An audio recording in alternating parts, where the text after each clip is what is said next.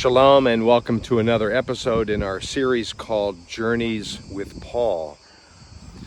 We're actually here at the Knossos Palace on the island of Crete. And even though these ruins behind me have nothing to do with the Apostle Paul, we are at least on the island mentioned in the book of Acts.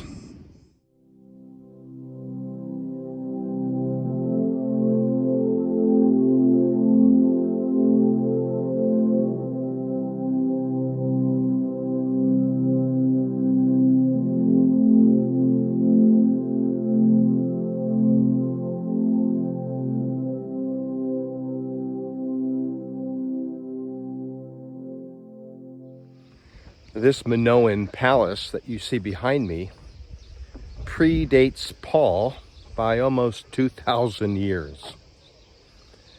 Just a brief history of the Minoans. They came to Crete, some would say about 2000 BC. They would actually suffer a devastating earthquake 300 years later, and then most likely in the 15th century, some would say the 16th century, the earthquake and the volcano at Santorini nearby brought an end to the Minoans. The Mycenaeans were the ones who sort of took over control of this area of the Greek islands. Probably they are the forerunners of the sea peoples who are mentioned in the Bible as the Philistines. We have a reference in Amos chapter 9 and in Jeremiah chapter 47 to Caphtor, C-A-P-H-T-O-R, as where the Philistines came from. Of course, the Philistines, the sea peoples, were a people group who ended up migrating eastward along the western shoreline of Israel in about 1200 BC. All of this is pre-Paul history. But when Paul was sailing around these islands and certainly on his way to Rome, he actually stopped at the southern end of Crete at a harbor called Fair Havens. It's mentioned in the book of Acts.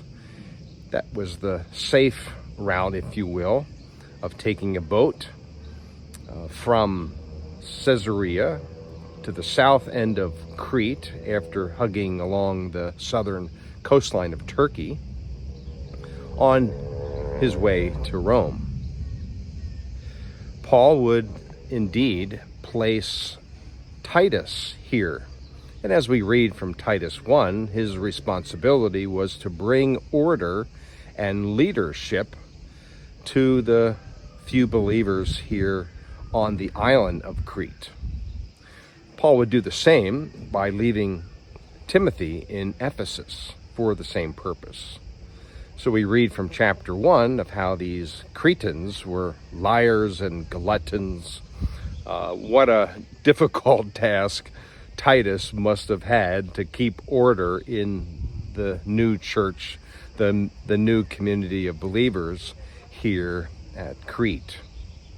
So whereas these ruins here are the only things that we see on this side of the island, Paul was instrumental in leaving Titus here on the island of Crete for the purpose of building and strengthening the church. This port of Heraklion here on Crete provides a nice, quiet, and calm place outside the wind.